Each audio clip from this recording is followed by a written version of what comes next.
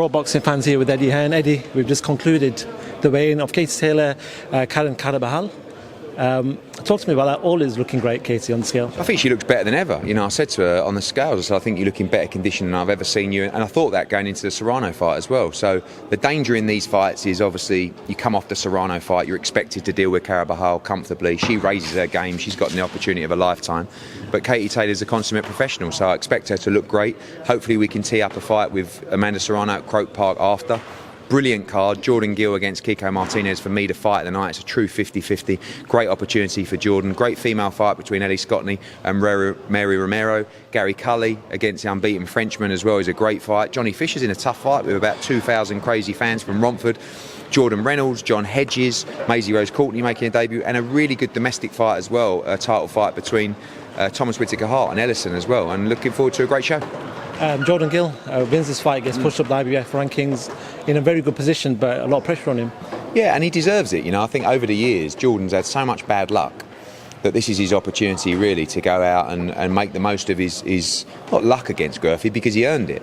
But this is his chance now to be involved in massive fights, you know, possibly even to challenge for the world title. And you know, he's a great lad, Jordan, and I really hope he can come through.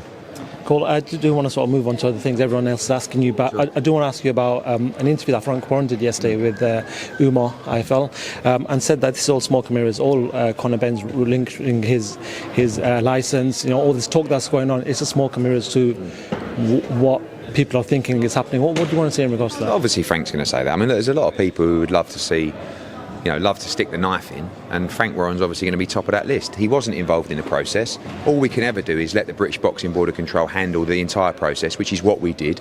Did we make mistakes? Yeah, probably, but it was a very difficult situation to deal with. The British Boxing Board of Control were aware of every test result that Conor Benn's ever had, and they went through the process and deal with it how they felt appropriately. I guess, looking back, disappointingly, to go through that whole period of not having a hearing for him and not suspending him and continuing with the fight and then pulling it 3 days out probably made it look a lot worse than it was. But it was a very delicate situation. It was tough for them as well. But ultimately, we get this when there's a bad scorecard. It's Eddie Hearn's fault. I don't appoint the judges. I'm not the governing body. And in this process, we have to let, whether it's FIFA, whether it's the FA, you let them go through the process, you know, and go through the disciplinary process, the hearing, and let us know what you want to do and sanction the event or don't sanction the event. You know, they could have turned around on the information provided and gone, this fight's not taking place. No one would have said a word. But I feel like we're getting hung out to dry a little bit as well. And I appreciate we made mistakes as well. But ultimately, it's their decision. And they made the right decision, in my opinion. But it just took too long. And now we're kind of paying the price for that. And, you know, we're in this position. And again, you know, because you've just watched 15 interviews I've done, I have to let Conor Benn go through his legal process. So I'm trying not to say too much, but at the same time, I'm under pressure to talk. And I don't mind talking.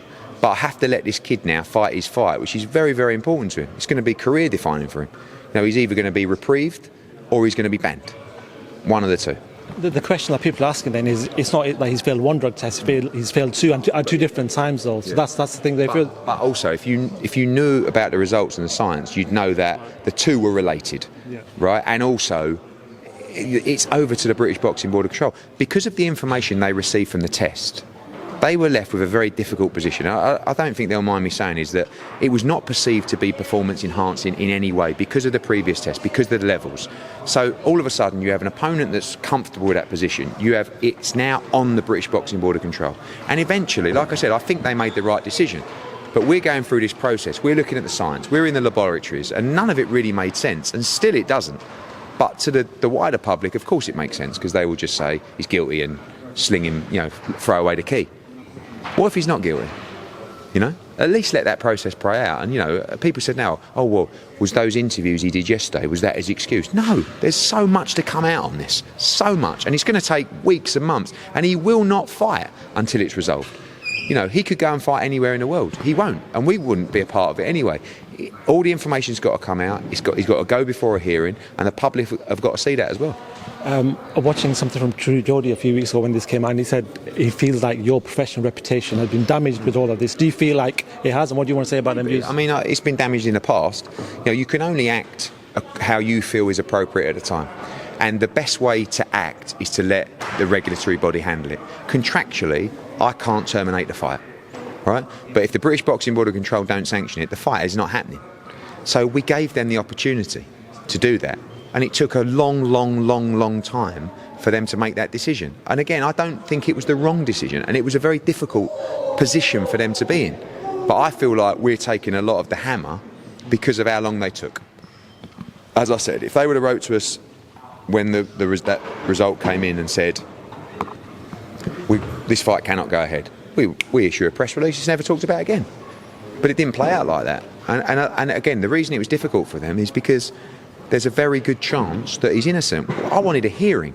Now, we saw it with Dillian Whyte. Dillian Whyte had a hearing before the fight to be allowed to fight. Where was Conor Benn's hearing? Anyway, I guess a lot of mistakes all around. But in terms of professional reputation, it hasn't been an easy couple of weeks. It's been a stinker. But, it's life, isn't it? You can't just smash everybody to pieces all the time. You've got to take a few kicks in the nuts along the way. Of course. Do want to talk about other things? Anthony Joshua, Dillian Whyte is a fight that you've talked about. It looks like you want to make it in the first quarter of next year. Just talk to me about that fight. Looking at Anthony Joshua's mindset after that Usyk fight, Dillian Whyte had a bit of a rocky time with Tyson Fury, but being all right before that. Is Dillian Whyte in a better position this time around to be facing AJ? I think it's a worrying fight for both of them because kind of like the loser. It's not done, but you're not in a great position to go on and fight for the world heavyweight title. AJ in his head geared himself up to fight Tyson Fury. So it's just now, when you start talking about easier fights, he's like, shouldn't I just fight Dillian Whyte? Now, if he waits till spring, summer, he'll go straight into the Dillian Whyte fight. If he fights in February, he may have won first. But again, a lot depends on Dillian Whyte November 26th against Jermaine Franklin. That's a very, very dangerous fight, a tough fight, and if Dillian comes through it, he's going to be looking for a big fight as well, whether that's AJ, whether that's Wilder, whether that's Joyce, Dubois, whoever it is. So everybody, the good news is that everybody I'm talking to in that division wants big fights. Frank Warren said that Anthony Joshua is liable. I get on very well with George. George don't say nothing. I know, but Frank said, look, Anthony Joshua is now liable to get knocked out. His two big guys, Dubois, Joyce, will knock him out. Daniel Dubois took a knee in the Joe Joyce fight. I mean, you want to criticise Anthony Joshua for getting up, 5 times in the Andy Ruiz fight, right, for giving it everything against Usyk twice. Daniel Dubois, no criticism of Daniel Dubois. I know he had an eye injury, but he got stopped by Joe Joyce by a jab and by injury. And I don't listen. I would have taken the knee 5 rounds before. But you know, it's like these guys have never experienced any adversity. Joe Joyce, let's have it real. Joe Joyce is a really good fighter. He's a fucking problem. But he's also limited in some areas. A lot of fighters are. Daniel Dubois punches really, really hard. He also got stopped by Joe Joyce without really taking a lot of punishment. So I'm sorry that Anthony Joshua has dominated the heavyweight scene for the last 5 years, as resumes well beyond Dubois, well beyond Joyce. But apparently he's not very good and he's capable of getting knocked out any time. But guess what? It's a promoter talking about another promoter's fighter who doesn't particularly rate him. Surprise, fucking surprise. And I'm guilty of it as well. Next question. BLK Prime. Signing Adrian Broner, got the Crawford fight. And also Demetrius Andrade, is it, or something? I've heard that as well. I don't know. Nothing's official, but what do you know about them? Don't know anything about them. Don't know anything about them. Every now and again, someone comes along with a load of money and keeps this crazy boxing world turning. And it's great for the sport. You know why? Because BLK Prime come in, and then everyone else goes, oh, blimey. They're spending massive money. The people that win the most in this situation are the fighters, because just as the purses start to come back to reality, BLK Prime come in and give Terence Crawford 10 mil or whatever he's making for David Avanesian. And by the way, David Avanesian, I heard Neil Marsh's comments.